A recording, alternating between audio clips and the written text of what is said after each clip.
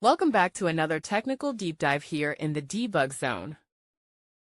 Today we're tackling a big question and breaking it down with insights from other users. Hopefully this clears up some misconceptions and helps you get the answer you need. So buckle up, stay a little curious, and let's jump right in.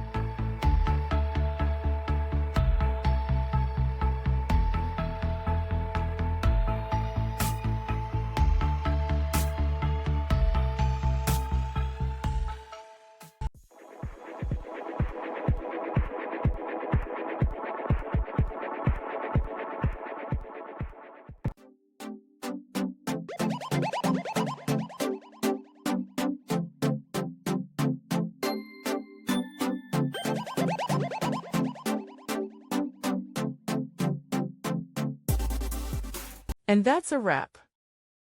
I hope you found the answer you were looking for.